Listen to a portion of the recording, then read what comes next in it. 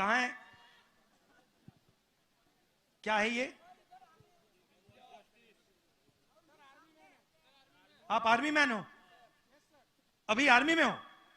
भैया फंस जाओगे, निकाल देंगे तुम्हें। क्या नाम है आपका? आ जाओ आ जाओ, मैं तो सबसे बात कर लेता हूं।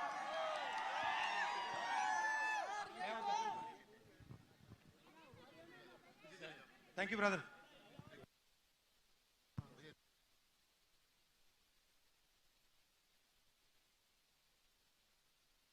यादव जी, आराम से माथू बढ़ता नहीं ऊपर। यादव माथू बढ़ता बताइए।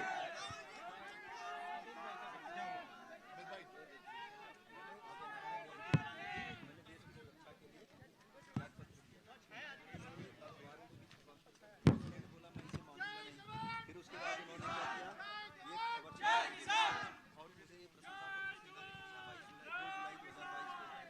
तो अभी ये क्या छपवा रहे हैं कि मैं 2 साल ही केवल सर्विस किया,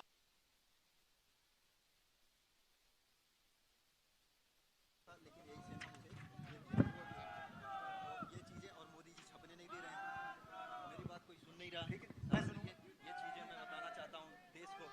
एक कटोरी लेके भीख मांग रहा हूँ, जवानों को भी न्याय मिलना चाहिए। ड्रामा वाला जो हुआ था वो इन्होंने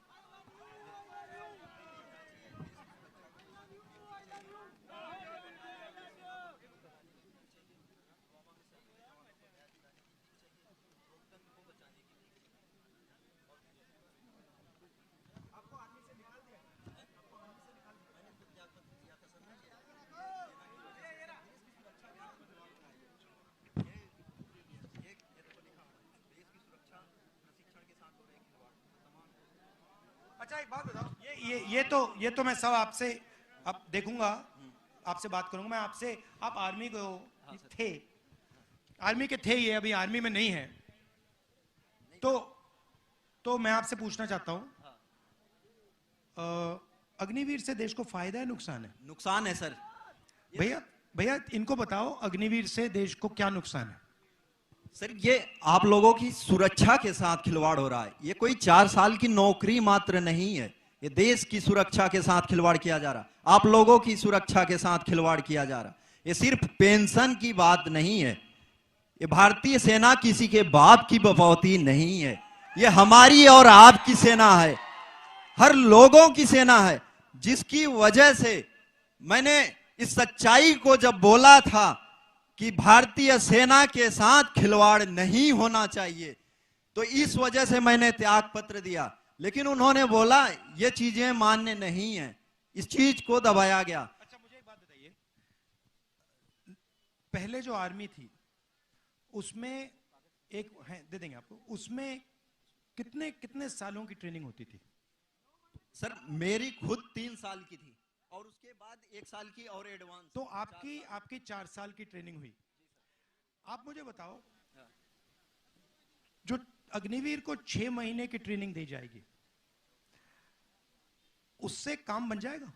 सर वो भी ट्रेनिंग प्रॉपर नहीं हो पा रही, उससे कहीं काम नहीं बनने वाला। वो सेना को बिल्कुल कमजोर किया जा रहा है। आने वाले समय में हम, जो स्वर्गीय नेताजी कहते थे मुलायम सिंह, कि हमें पाकिस्तान से डर नहीं है, हमें चीन से डर होनी चाहिए। चीन से मतलब मुकाबला करने के लिए अपने सैनिक को मजबूत बनाना चाहिए। लेकिन ये लोग अभी हमें ऐसा कमजोर कर देंगे कि आने वाले समय में पाकिस्तान से भी मुकाबला करने में सोचना पड़ेगा, अगर ऐसी व्यवस्था लाई गई तो देखिए, पहले क्या था, पहले लाखों युवा सुबह उठ के 5 बजे 2-3 घंटे दौड़ते थे, पुलअप्स करते थे, पुशअप करते थे, वर्जिश करते थे आर्मी में जाने के लिए। उनके दिल में देशभक्ति थी, वो जाते थे। सेना बहुत सारे लोगों को नहीं लेती थी, चुनकर लोगों को लेती थी। मगर जब एक व्यक्ति सेना में जाता था तो उसको सेना 2-3 गारंटी देती थी। पहली गारंटी कि हम आपकी रक्षा करेंगे, कुछ भी हो जाए हिंदुस्तान की सरकार, हिंदुस्तान की सेना, हिंदुस्तान की जवान की रक्षा करेगी। दूसरा वायदा, आपकी सर्विस के बाद आपको गारंटी करके हम पेंशन देंगे। तीसरा वायदा, आपको कैंटीन की फैसिलिटी मिलेगी। और शायद सबसे जरूरी वायदा, अगर आप युद्ध में शहीद हुए तो आपको शहीद का दर्जा मिलेगा, आपको, आपके परिवार को इज्जत और रिस्पेक्ट मिलेगी। वो जवान के लिए सबसे बड़ी चीज होती है। आप उसको कुछ मत दो, आप उसको पेंशन मत दो, कैंटीन मत दो, कुछ मत दो। हिंदुस्तान के सैनिक को आप सिर्फ शहीद का दर्जा दो, वो जिंदगी दे देगा। अब इन्होंने क्या किया, अग्निवीर लाए। चाइना के सैनिक 3, 4, 5 साल की ट्रेनिंग करेंगे, उनको पेंशन मिलेगी, उनको कैंटीन मिलेगी, उनको बाद में रोजगार मिलेगा। और हमारी साइड जो लड़ेगा उसको 6 महीने की ट्रेनिंग मिलेगी और उसको कहा जाएगा कि भैया देखो, आप अग्निवीर हो, आपके साथ ये लड़ रहा है, ये अग्निवीर नहीं है। अगर आप शहीद हो गए तो आपको ना पेंशन मिलेगी, ना शहीद का दर्जा मिलेगा।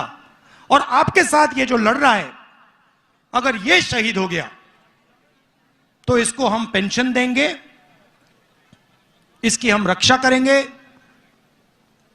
इसको शहीद का दर्जा मिलेगा। मतलब इन्होंने हिंदुस्तान में पहली बार 2 तरीके के शहीद बना दिए। एक जिसको शहीद दर्जा मिलेगा और दूसरा जिसको रिस्पेक्ट, आदर, शहीद का दर्जा नहीं मिलेगा।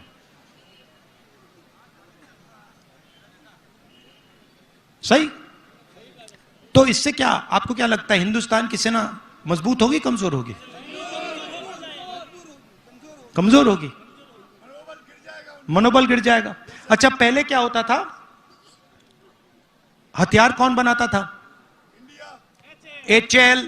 हाँ, सब कुछ जानते हो आप लोग, गुजरात के लोग सब कुछ जानते हैं। HL, Indian ordnance factory, DRDO। अब कौन बना रहा है? अदानी डिफेंस। वो अंबानी अनिल अंबानी में, उसका थोड़ा बिजनेस खराब हो गया बेचारे का। तो अब क्या होगा, सिपाही को, जवान को पेंशन नहीं मिलेगी, शहीद का दर्जा नहीं मिलेगा, कैंटीन नहीं मिलेगी, अदानी की राइफल मिलेगी। कारतूस भी अदानी बनाएगा, ड्रोन भी अदानी बनाएगा, राइफल भी वो बनाएगा। बनाएगा नहीं, इजराइल की कंपनी के साथ उसकी पार्टनरशिप होगी, असेंबल करेगा, थोड़ा सा पैसा वो लेंगे, थोड़ा सा पैसा ये लेगा, और हिंदुस्तान का जवान बिना ट्रेनिंग के शहीद होगा। तो ये है इनकी सोच। इसका बहुत जबरदस्त नुकसान होने वाला है। अभी जनता को समझ नहीं आ रही बात, इससे बहुत भयंकर नुकसान होने वाला है सेना का और हिंदुस्तान का। गर्मी, बारिश, बर्फ, सब कुछ देख लिया और रास्ते पे हजारों लोगों से बात हुई। यात्रा के अंदर से, भीड़ से एक बहुत अच्छा सुंदर नारा आया, नफरत के बाजार में मोहब्बत की दुकान खोलनी है। क्योंकि ये देश नफरत का नहीं है, हिंसा का नहीं है, मोहब्बत का देश है। मगर बीजेपी, RSS के लोग जहां भी जाते हैं भाई को भाई से लड़ा देते हैं, नफरत फैला देते हैं। तो विचारधारा की लड़ाई है। पहली यात्रा में बहुत सारे लोग आए, पैदल चले, गुजरात के लोग हमसे कहते हैं, देखे आपने यात्रा की मगर गुजरात तो आए नहीं, केम छो तो नहीं बोला आपने। मणिपुर के लोगों ने कहा, उड़ीसा के लोगों ने कहा कि आपने साउथ से नॉर्थ कर दी, ईस्ट से वेस्ट करनी चाहिए। तो हमने बात मान ली। आज मैं आपके सामने यहां हाजिर हूं। अब यहां पे आदिवासी भाई हैं, गरीब लोग हैं, अलग अलग वर्ग के लोग हैं। यहां पे कोई आदिवासी युवा है? आप आ जाओ। आपका नाम क्या है? बस आ जाओ, यहां बैठ जाओ। यहां ब्रदर, ब्रदर इधर आओ।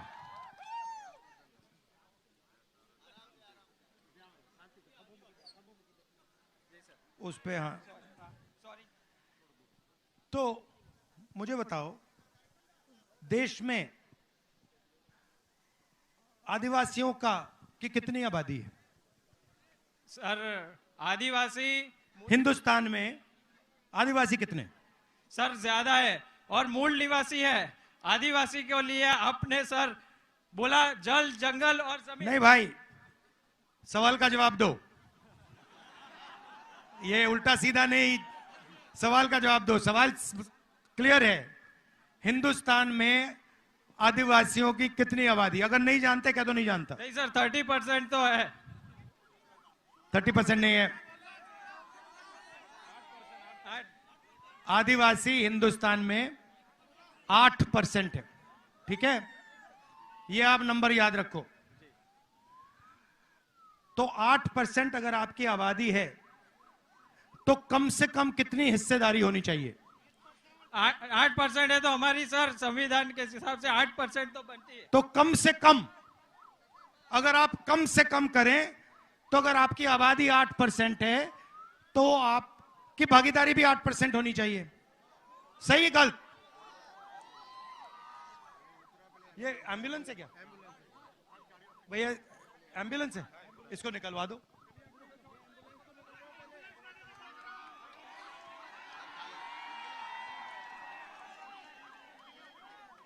भैया रास्ता बना दीजिए।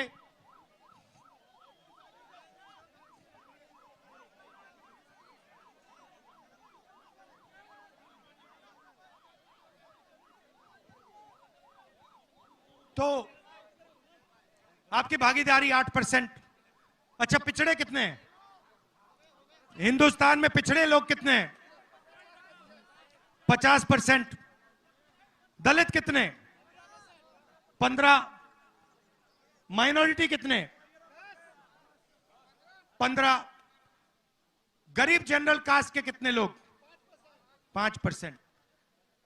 तो सब जोड़ो तो 90% हो जाता है।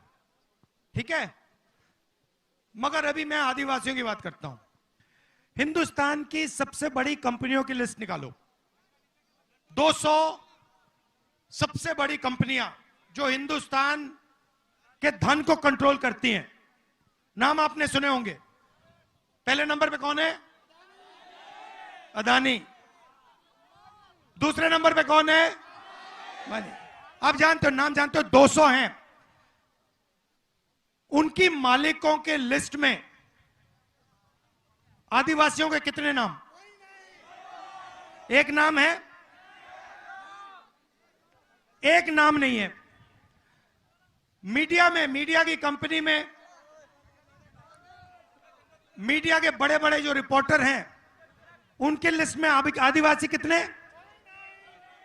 कभी देखा आपने टीवी पे? पिछड़े वर्ग का कोई देखा? आदिवासी का ही देखा? दलित देखा? तो 200 सबसे बड़ी कंपनियों में 90% का कोई आदमी नहीं। मीडिया में 90% का कोई आदमी नहीं। सही। प्राइवेट अस्पतालों में आप जाते हो, सर्जरी होती है, पैसा देते हो, लाखों रुपए देते हो जेब से, देते हो ना। प्राइवेट अस्पतालों के मालिकों में आदिवासी कितने? कोई नहीं। पिछड़े कितने? दलित कितने? गरीब जनरल कास्ट के कितने? ठीक है, चलो कॉलेज यूनिवर्सिटी की बात करते हैं। प्राइवेट कॉलेजेस जो है, बड़े बड़े यूनिवर्सिटियां हैं, इनके मालिकों में आदिवासी कितने? दलित कितने? पिछड़े कितने? तो आप हो कहां? आप हो 8%, पिछड़े 50%, दलित 15%, माइनॉरिटी 15%, 90% है आपकी आबादी। आप हो कहां? भागीदारी कहां है आपकी? ना आप कॉर्पोरेट्स में हो, ना आप मीडिया में हो, ना आप प्राइवेट अस्पतालों को चलाते हो, ना आप प्राइवेट कॉलेज यूनिवर्सिटी को चलाते हो। तो ठीक है, फिर आप कहोगे नहीं भैया हमारे लोग तो ब्यूरोक्रेसी में हैं, ब्यूरोक्रेसी में है हमारे लोग। दिल्ली की सरकार को, हिंदुस्तान की सरकार को 90 लोग चलाते हैं, आईएएस अफसर हैं। उनकी लिस्ट मैंने निकाली। जो हिंदुस्तान के बजट को बांटते हैं, मतलब ये सड़क का पैसा जो आता है ना, वो लोग निर्णय लेते हैं। नेशनल हाईवे बनती है, वहां पे वो लोग निर्णय लेते हैं कि भैया इतना पैसा हम गुजरात की नेशनल हाईवे में डालेंगे, सेना में इतना जाएगा, स्वास्थ्य में इतना जाएगा। ये 90 लोग डिसीजन लेते हैं। नरेंद्र मोदी नहीं लेता, ये 90 लोग लेते हैं। इनमें से आदिवासी कितने? एक है। मैंने चेक किया, एक बंदा है, उसको कोने में बैठा रखा है।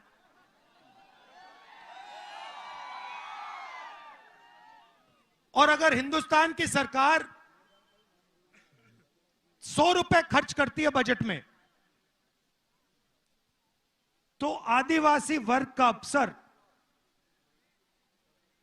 कितने रुपए का भागीदार है? बताओ कितने का? कितना? 3%? 1% नहीं, 8 नहीं, 100 रुपए अगर खर्च होते हैं तो आदिवासी ऑफिसर 10 पैसे खर्च करता है।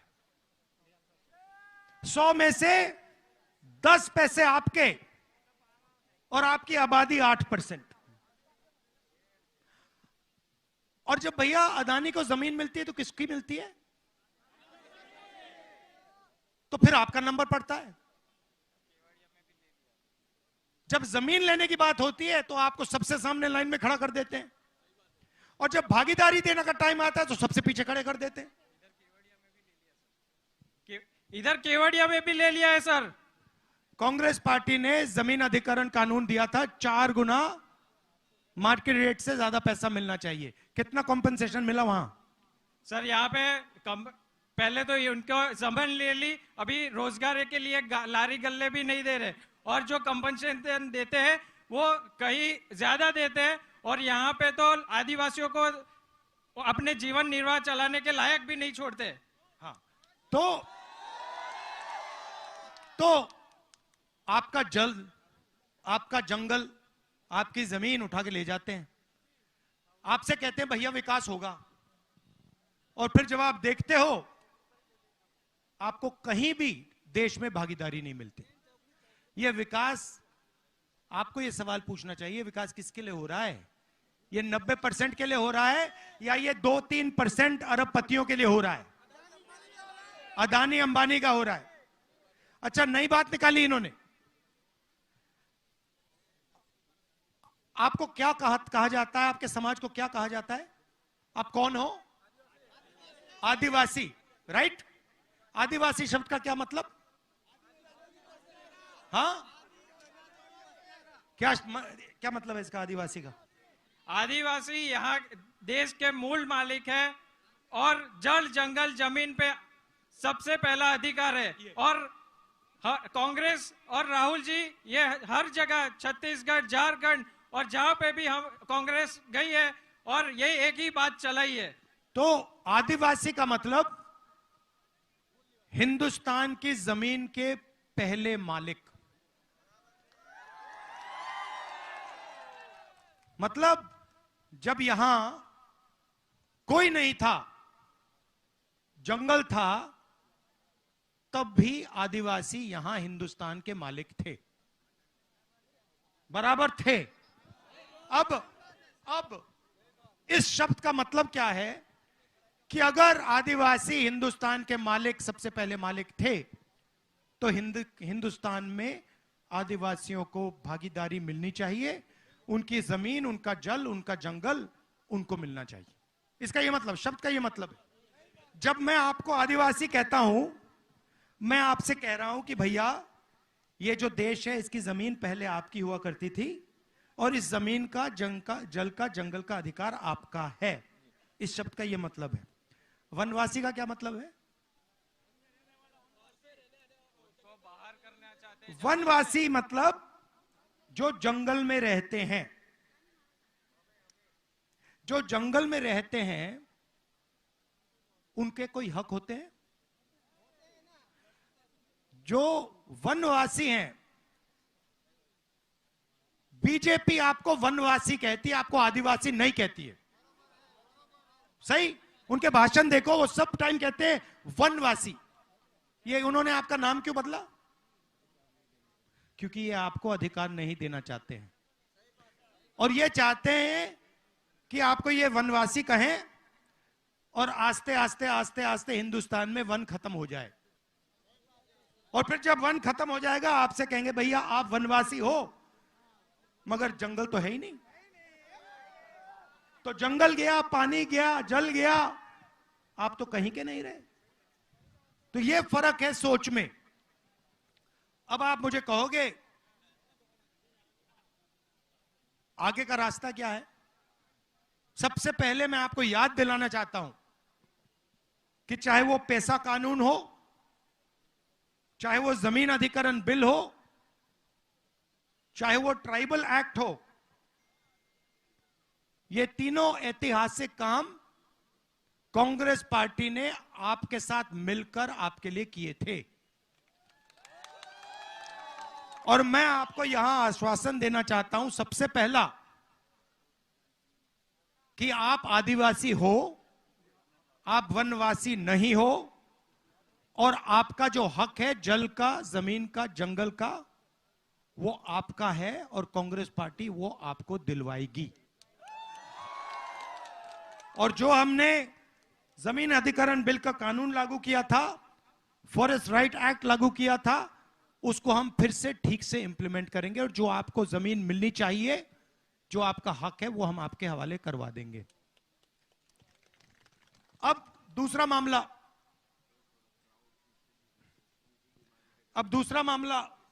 इस साइड। भैया बैठ जाइए, नीचे नीचे बैठ जाइए। दूसरा मामला भागीदारी का। सबसे पहला कदम, नहीं बैठो रहो, बैठो। सबसे पहला कदम, बैठो पूरा।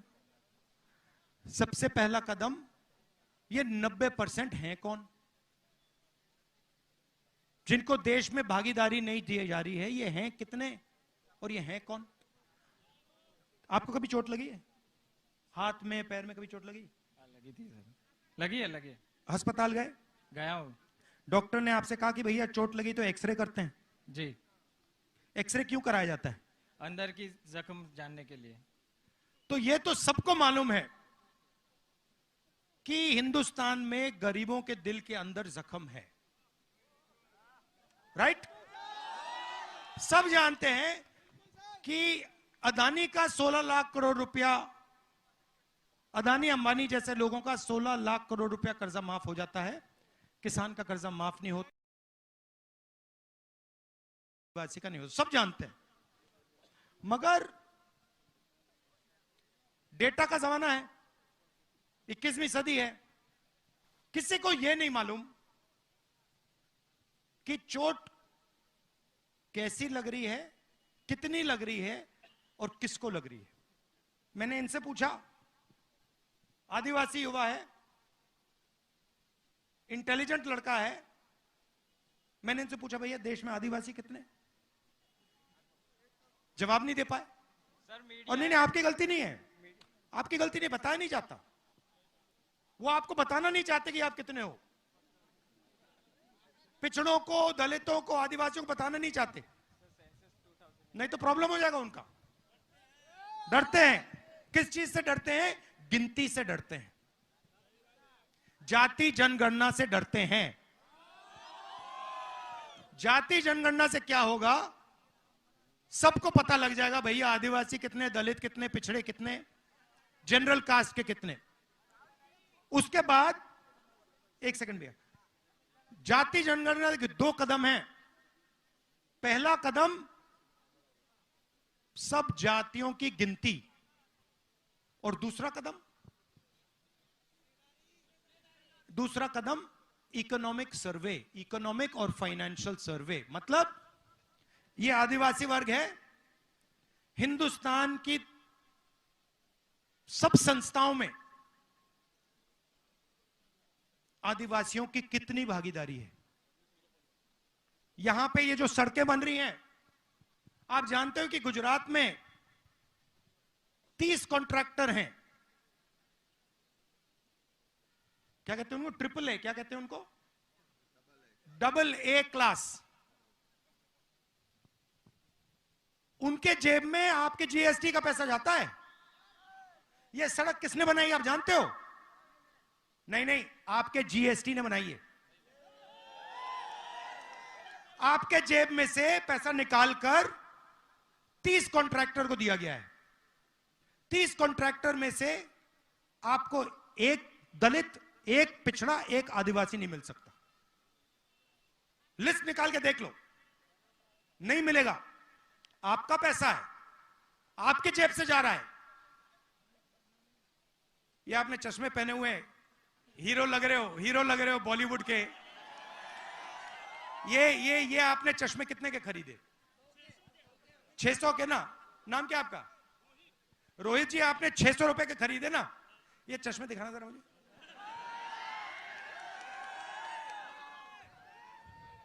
ये जो चश्मे खरीदे रोहित ने,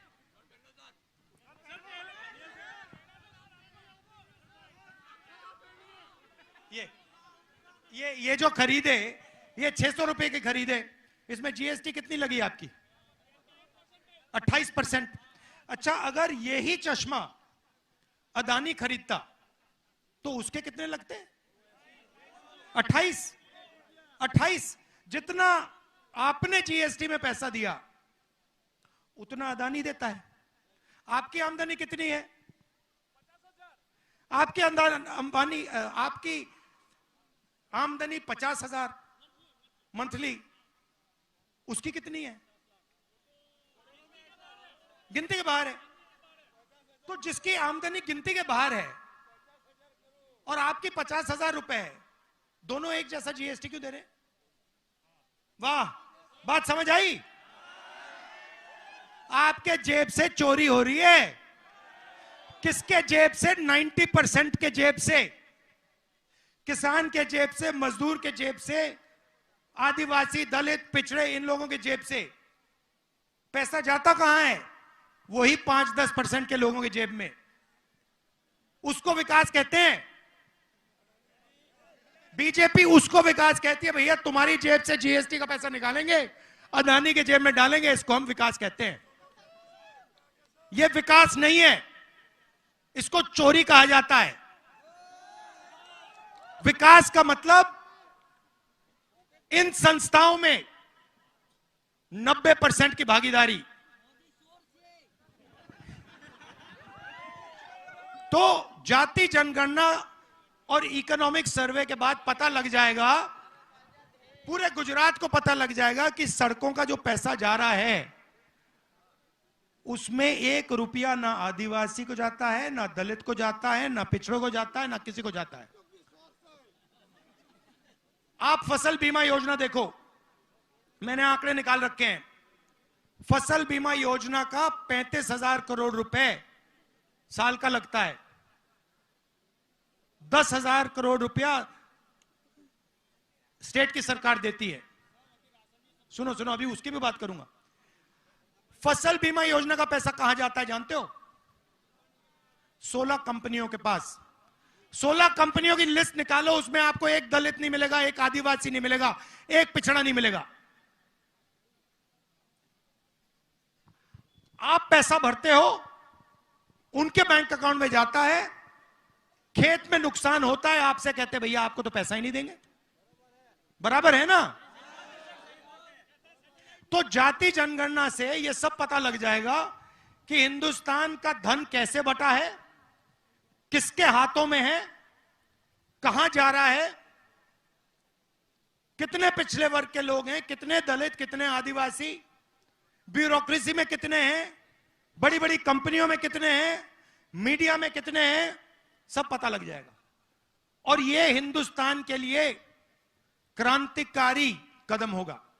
देखिए 70 साल पहले आजादी मिली, सही? आजादी में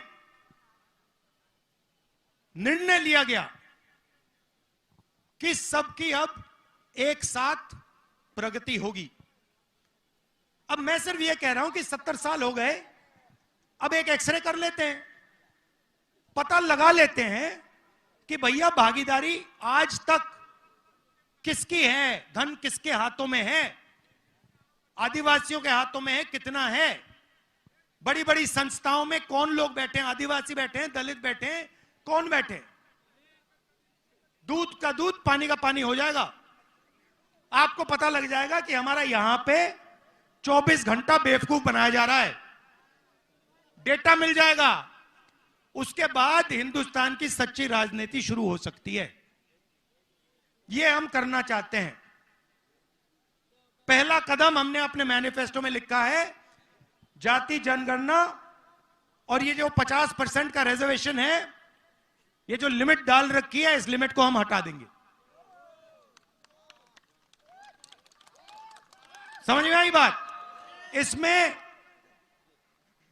आदिवासियों को, दलितों को, पिछड़ों को, छोटे पिछड़े वर्ग लोगों को सबको फायदा होगा। बीजेपी कहती है किसानों को हम एमएसपी नहीं दे सकते। एमएसपी मतलब मिनिमम सपोर्ट प्राइस, कम से कम दाम। मोदी जी की सरकार किसानों को हाईवे पे रोकती है, कील ठोक के दीवार बनाकर। सही बात है। वो क्या चाहते हैं? सिर्फ एमएसपी चाहते हैं। उन्होंने कहा देखिए, आप सब लोगों को सही दाम दिलवाते हो, दुकान में कोई कुछ बेचता है, उसको सही दाम मिलता है। चिप्स का पैकेट कितने का होता है? छोटा वाला, हाँ, 5 रुपए का, 10 रुपए का। उसमें कितने आलू होते हैं? 4 आलू कितने होते हैं उसमें? मैंने कल शक्ति सिंह जी से पूछा, चिप्स का पैकेट दिखा के पूछा, उसमें आधा आलू होता है। आधा आलू दुकान में 10 रुपए का बिकता है, मगर जब किसान बेचता है तो आधा आलू कितने का बिकता है? तो किसान बस ये कह रहा है कि भैया हमें भी आलू के चिप्स का थोड़ा सा धन, थोड़ा सा पैसा दे दो। आप पूरा का पूरा फायदा दूसरे लोगों को दे रहे हो। आलू के चिप्स का पैकेट 10 रुपए का होता है। आलू हमने उगाया है, हमें 10 रुपए के 5 रुपए मत दीजिए, 2 रुपए तो दे दीजिए, 3 रुपए तो दे दीजिए, ये कह रहा है वो। और मोदी जी कहते नहीं, 10 रुपए के पैकेट में तुम्हें पैसे मिलेंगे, 1-2 पैसा देंगे फेंक के तुम्हें। तो किसान गुस्से में है। मोदी जी कहते नहीं देंगे। हम मैनिफेस्टो में लिख दिया कि लीगल एमएसपी हिंदुस्तान के सब किसानों को कांग्रेस पार्टी दे देगी।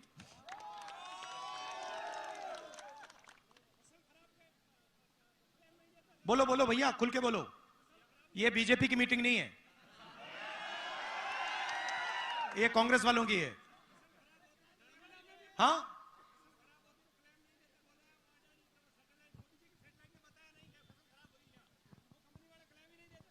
तो वही तो है ना। मगर जो फसल बीमा योजना है उसका जो पैसा सरकार देती है वो आपके जेब में से निकलता है। अच्छा आप बताओ। हाँ,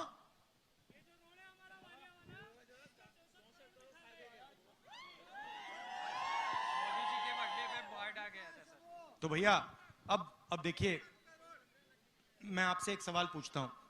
ये देखिए मीडिया वाले खड़े हुए हैं यहां पे, देखिए उनकी ओर देखिए जरा। नमस्कार, कैसे हैं आप लोग?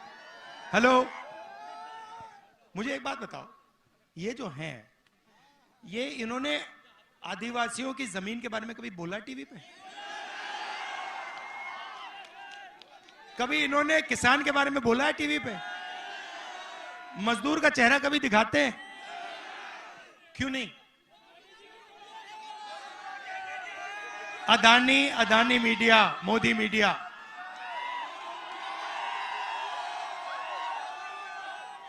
ये आपका ध्यान इधर उधर करते हैं। जब आपको देखो, आपने जेब कतरों को तो देखा होगा। जेब कतरा सबसे पहले क्या करता है? पहले ध्यान इधर करता है। देखो, पहले कहता है भैया उधर देखो, उधर देखो भैया, ओ उधर देखो। वो प्रधानमंत्री का काम है। भाई और बहनों, उधर देखो, थाली बजाओ, इधर फोन चलाओ, वो देखो भैया, उस साइड देखो।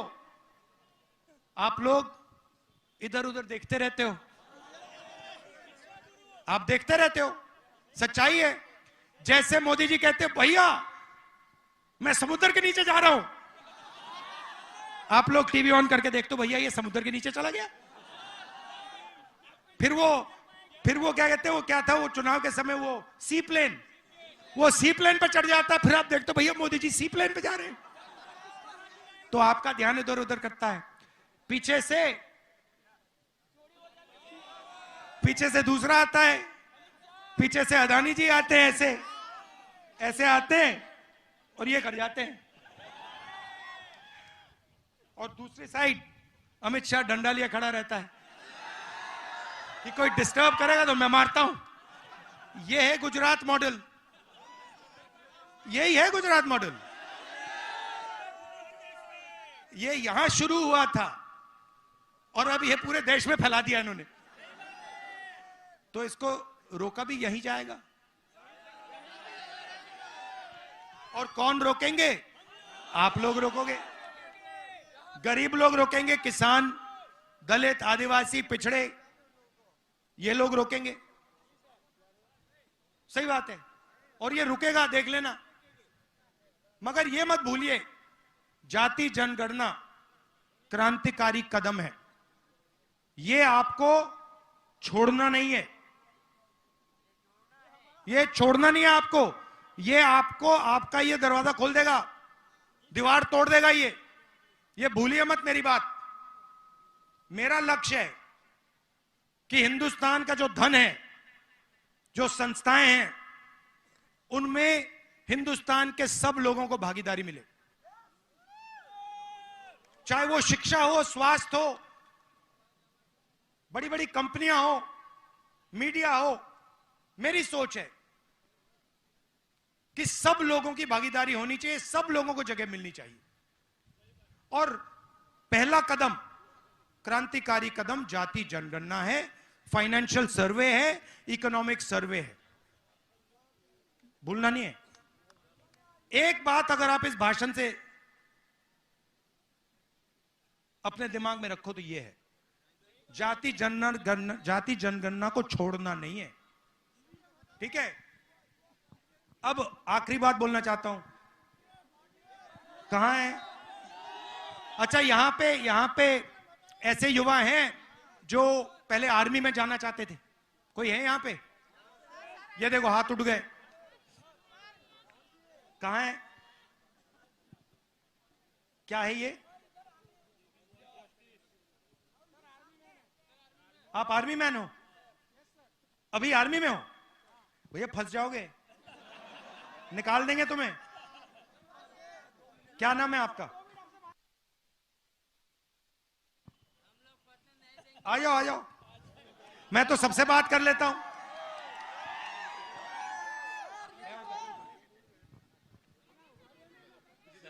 Thank you brother.